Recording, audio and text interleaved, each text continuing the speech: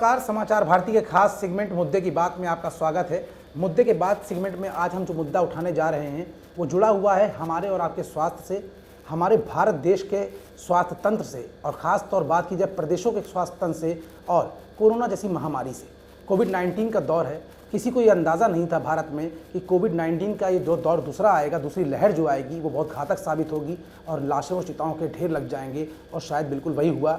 अगर हम थोड़ा सा पीछे जाते हैं, 2 महीने पहले जाते हैं, तो कहीं ना कहीं अगर देखा जाए तो जो पिछले साल की स्थिति थी, लॉकडाउन लगाने के बाद स्थिति कंट्रोल में कर ली गई थी, लेकिन इस बार की दूसरी लहर के दौरान 2 ऐसी घटनाएं हुई हैं। खासतौर से अगर हम पश्चिम बंगाल के चुनाव की बात करें और कुंभ के मेले की बात करें, जिसको लेकर विपक्ष का ये कहना रहा है कि कोरोना बढ़ाने के लिए बीजेपी जिम्मेदार है। वहीं दूसरी तरफ अगर देखा जाए तो अंतर्राष्ट्रीय स्तर पर, राष्ट्रीय स्तर पर, प्रादेशिक स्तर पर सोशल मीडिया पर एक वार छिड़ी हुई है। कोविड को लेकर आरोप और प्रत्यारोप का दौर लगातार छिड़ा हुआ है और यही है मुद्दे की बात। और ये मुद्दा इसलिए भी मुद्दा बन रहा है क्योंकि जितनी ग्राउंड रियलिटी है और ग्राउंड रियलिटी पर जितना काम होना चाहिए था उस लेवल पर केंद्र सरकार हो चाहे प्रदेश सरकार हो, उन लोगों ने अभी तक काम नहीं किया था, जिसका खामियाजा उनको भुगतना पड़ रहा है और कहीं ना कहीं पब्लिक की नाराज़गी भी सामने आई है। इस बीच में आज हम आपको बताएंगे कि अंतर्राष्ट्रीय स्तर पर, राष्ट्रीय स्तर पर और प्रादेशिक स्तर पर क्या हो रहा है, सोशल मीडिया की वार पर क्या हो रहा है। आज एक ट्वीट के जरिए अदार पूनावाला, जो सीरम इंस्टीट्यूट ऑफ इंडिया के सीईओ हैं, चीफ एग्जीक्यूटिव ऑफिसर, उन्होंने ये दावा किया है कि वैक्सीन कमी वाकई में है इंडिया के अंदर और उस कमी को पूरा करने के लिए लगातार उनकी कंपनी प्रयासरत है। लेकिन एक सवाल ये उठ रहा है कि अगर उनकी कंपनी प्रयासरत थी, लगातार प्रयास जारी था, जनवरी में ही उनकी कंपनी को ये मालूम पड़ गया था कि उनको डोजेस बनानी है और मार्च में उनके पास तैयारी थी, तो आखिर ये डोजेस इंसान तक क्यों नहीं पहुंच पाई और चिताओं का दौर क्यों देखने को मिला? ये अपने आप में एक बहुत बड़ा सवाल है और इस सवाल का जवाब हमने ट्विटर पे नहीं, सोशल मीडिया की वार से कुछ अंश निकाले हैं, जिनका जिक्र आज हम करने जा रहे हैं मुद्दे की बात में। आधार पूनावाले ने कहा है कि हम इस वैक्सीन की कमी को पूरा करेंगे और साथ साथ नई वैक्सीन का भी उत्पादन करेंगे। नो डाउट ये खबर अगर देखी जाए तो भारत के लिए बहुत अच्छी खबर है कि हमारे भारत देश के सीरम इंस्टीट्यूट ऑफ इंडिया ने दोबारा ये एक्शन लिया है कि नया उत्पाद करके नई वैक्सीन निकालेंगे। और ये इसलिए ट्विटर वार छिड़ा क्योंकि जब आधार पूनावाला को जिंदल साउथ वेस्ट जो है उनके अध्यक्ष जो हैं, उन्होंने ये कहा कि भारत देश में कमी है और उसको पूरा करने के लिए सबको एक साथ मिलकर आना चाहिए।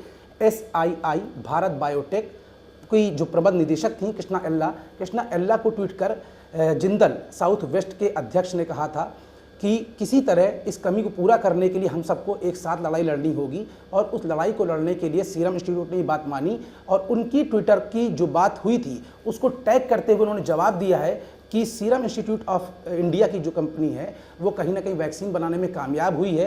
वैक्सीन की डोजेज अभी कम पड़ रही हैं और उसकी पूर्ति के लिए भी वो तैयारी कर रहे हैं, यानी उत्पादन बढ़ाएंगे, मैन्युफैक्चरिंग बढ़ाएंगे और साथ साथ नई वैक्सीन को लाकर इंडिया के बीच में रखेंगे ताकि इंडिया में जो मौतें हो रही हैं उस पर रोक लग सके। यानी 2 चीज़ें हैं, इस बीमारी का केवल 2 इलाज है, या तो इन्फेक्शन यानी हर्ड इम्यूनिटी और दूसरा है इन्फेक्शन के बाद इंजेक्शन। यानी इन्फेक्शन और इंजेक्शन 2 आई अगर आप याद रखते हैं तो इसी के बीच में कोविड का ये पूरा जो तंत्र है, कोविड ने जिस तरह महामारी फैला रखी है, वैश्विक महामारी बन गई है, तो इसको कंट्रोल करने के लिए सीरम इंस्टीट्यूट ऑफ इंडिया ने एक बहुत बड़ा कदम उठाया है। दूसरी अगर राष्ट्रीय खबर हम देखें, रूस से आने वाली स्पुतनिक वी की दूसरी खेप भी भारत में आ चुकी है। यानी कहीं ना कहीं भारत को जो वैश्विक सपोर्ट मिल रहा है उस सपोर्ट के पीछे बीजेपी के तमाम लोगों का ये कहना है। खासतौर से अगर हम बात करें सीएम योगी अगेन 2022 के जो संचालक हैं, जो समन्वयक हैं ओम प्रकाश, उन्होंने भी सोशल मीडिया पर, व्हाट्सएप ग्रुप पर कई चीज़ें कही हैं। उनका कहना यह है कि फरवरी में भारत के पास तकरीबन 10 करोड़ डोज थी। बहुत बड़ी बात उन्होंने कही है, एक जिम्मेदार नागरिक होने के नाते कही कि भारत के पास 10 करोड़ डोजेस थी, लेकिन फरवरी से लेकर अब तक जो बीच में दौर गुजरा, यानी 2 से 3 महीने का जो दौर गुजरा, विपक्ष और तमाम न्यूज़ चैनलों ने, मैं नाम नहीं लूँगा किसी चैनल का, उन्होंने ये तक कोट किया है कौन कौन से न्यूज़ चैनलों ने और विपक्ष ने मिलकर भारत की जनता को दिग्भ्रमित किया है, गुमराह किया है। ये कोशिश करी है कि कहीं ना कहीं विपक्ष भी कह रहा था कि इस वैक्सीन के नुकसान है, इससे मौतें हो सकती हैं, इससे हार्ट अटैक हो सकता है, इससे नपुंसकता आ सकती है। ये उनका कहना है, यानी बीजेपी के एक जिम्मेदार व्यक्ति का कहना है कि विपक्ष के खिलाफ उन्होंने उंगली उठाई है कि अगर विपक्ष ये कदम ना उठाता तो कहीं ना कहीं भारत की जनता दिग्भ्रमित ना होती और वैक्सीन लगवाती और वैक्सीन से इसका बचाव हो सकता था। क्योंकि जो ये डोज बनाई गई है कोवैक्सीन, इसकी जो वैलिडिटी है वो 6 महीने की होती है, यानी 6 महीने बाद उसकी जो सकारात्मकता है, उसकी जो गुणवत्ता है वो कम होने लगती है। इस लिहाज से मोदी जी ने भारत के प्रधानमंत्री मोदी जी ने ये सारी डोजेस विदेशों को दी, जिसका आज जो हमको रिजल्टेंट मिल रहा है, प्रतिपुष्टि मिल रही है कि वैश्विक सपोर्ट हमें मिला है, चाहे वो रूस हो चाहे इजराइल हो, हर तरफ से हमको एक मदद मिल रही है, ये बीजेपी के नेताओं का कहना है। लेकिन अगर बीजेपी के नेताओं का ये कहना है कि बीजेपी ने जो सपोर्ट करने की कोशिश की भारत की जनता को, विपक्ष ने गुमराह किया, न्यूज़ चैनलों ने गुमराह किया, ट्रेडिशनल मीडिया ने गुमराह किया, सोशल मीडिया पे आरोप प्रत्यारोप के दौर चलते रहे, लगातार चलते रहे, लेकिन मेरे समझ में ये प्रश्न नहीं आ रहा है कि बीजेपी के कुछ खास नेता कहते हैं कि बीजेपी बहुत अच्छा काम कर रही है। ग्राउंड रियलिटी पे हमारे रिपोर्टर्स अगर जाते हैं तो लखीमपुर में प्राथमिक स्वास्थ्य केंद्र का हाल ये है कि सीएम योगी आदित्यनाथ का फोटो खूब बढ़िया लगा हुआ है, रंगाई चुनाई वहाँ पर बहुत अच्छी हो चुकी है, लेकिन अंदर के हालात ये थे कि वहाँ पर कोई डॉक्टर मौजूद नहीं, चाहे वो लेडीज़ हो चाहे जेंट्स हो, एक फार्मासिस्ट के सहारे वो पूरा प्राथमिक स्वास्थ्य केंद्र चल रहा है। ज़रा कल्पना कीजिए कि लखीमपुर का व्यक्ति, अगर संपूर्ण नगर तहसील का व्यक्ति उस अस्पताल के अंदर जाता है तो उसको प्राथमिक उपचार क्या वहाँ मिल पा रहा है, यानी फर्स्ट एड अगर उसको नहीं मिल पा रहा है तो उसकी स्थिति क्रिटिकल हो रही है। यानी कि ग्राउंड रियलिटी पर देखा जाए तो स्थितियाँ कंट्रोल में नहीं है, लेकिन आंकड़े के तौर पर दिखाया जा रहा है कि स्थितियाँ कंट्रोल में आ चुकी हैं, धीरे धीरे कंट्रोल में आ रही हैं।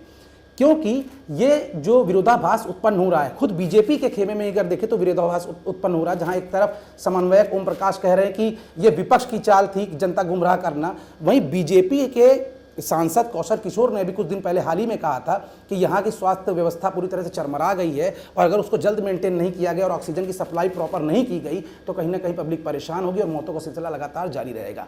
तो एक तरफ बीजेपी के ही नेता विपक्ष पर आरोप लगा रहे हैं, न्यूज़ चैनलों पर आरोप लगा रहे हैं और बीजेपी की जो कार्यस्तानी है उसको छुपाने का प्रयास कर रहा है, या यूँ कहें कि ग्राउंड रियलिटी को छुपाने का प्रयास किया जा रहा है।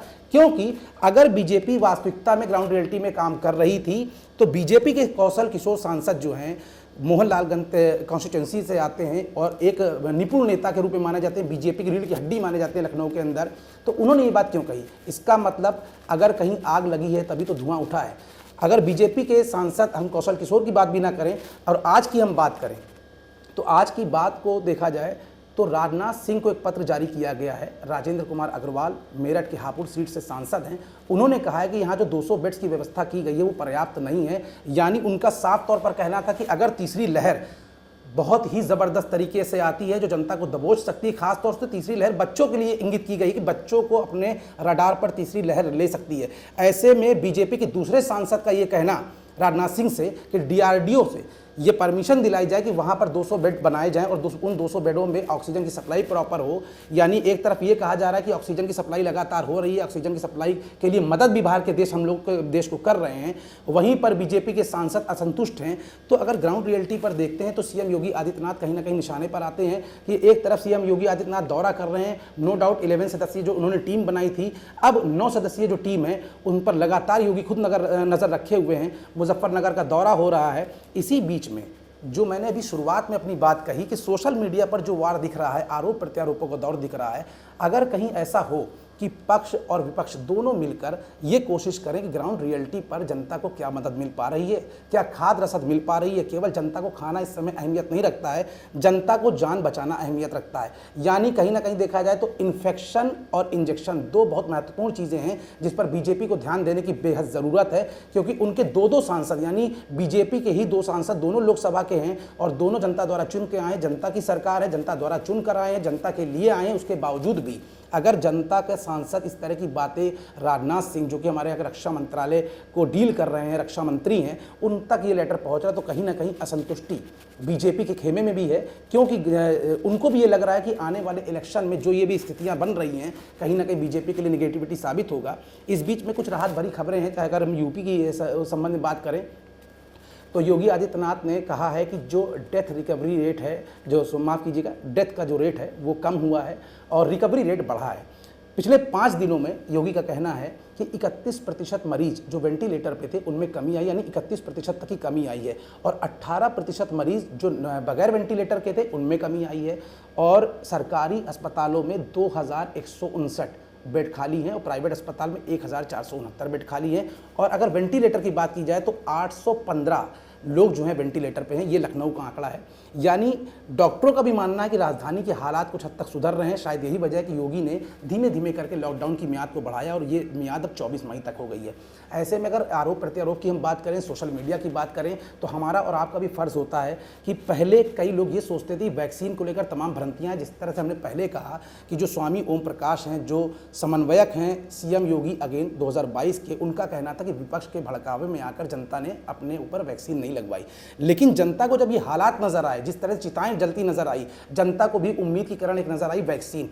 लेकिन अगर हम बैकग्राउंड में जाते हैं तो इस वैक्सीन की एक सबसे खास बात है कि वैक्सीन लगाना ज़रूरी है, लेकिन ये वैक्सीन 60% तक बॉडी को असर करती है। यानी हर्ड इम्यूनिटी जब तक डेवलप नहीं होती है, यानी ज़्यादा से ज़्यादा लोग जब तक संक्रमित नहीं होंगे, तो इस बीमारी से बचाव भी धीमे धीमे पैदा हो रहा है। और उसके लिए तमाम वैश्विक स्तर पर तमाम देश भारत की मदद करने के लिए आगे आ चुके हैं।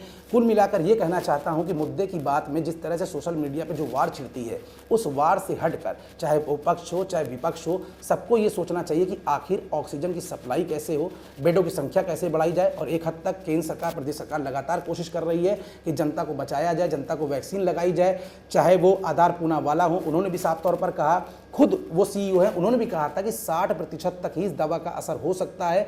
ये बात मैं नहीं कह रहा हूँ, देश के जाने माने जर्नलिस्ट हैं गिरिजेश व्यास जी, उन्होंने कहा था अपने ब्लॉग में कि तमाम जगहों से जो उन्होंने आंकड़े निकाले हैं, शुरुआती दौर में तो यूरोपियन कंट्रीज़ ने बाकायदा इस वैक्सीन को मना कर दिया था अपने यहाँ की जनता को लगाने के लिए। लेकिन अब धीमे धीमे जो डेवलपमेंट्स हो रहे हैं, स्पुतनिक वी का आना, जो आज ये खेप आई है, तो कहीं ना कहीं उम्मीद की किरण नज़र आ रही है।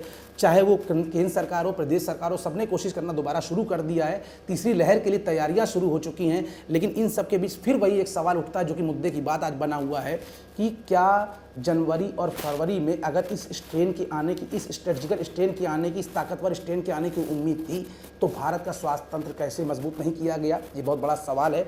एक तरफ अगर देखा जाए तो नए संसद भवन को लेकर तमाम तरह की आलोचनाएं उठ रही हैं। ये कहा जा रहा है कि आवश्यक सेवाओं में ये आता है, तो क्या ऑक्सीजन की सप्लाई आवश्यक सेवाओं में नहीं आती थी?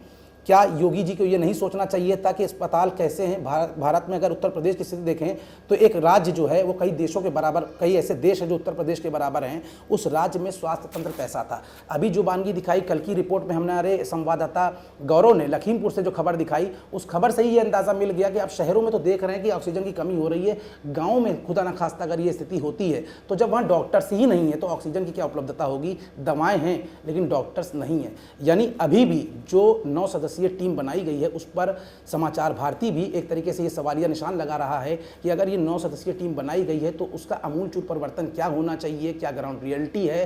क्या ग्राउंड इंतजामात होने चाहिए? ये ज़मीनी इंतजामात क्या होने चाहिए? बहुत बड़ा सवाल है। इसी मुद्दे के साथ समाचार भारती में मैं मनीष गुप्ता आपसे इजाज़त लेता हूँ। हमारा ये सेगमेंट आपको कैसा लगा हमें ज़रूर लिख भेजिएगा।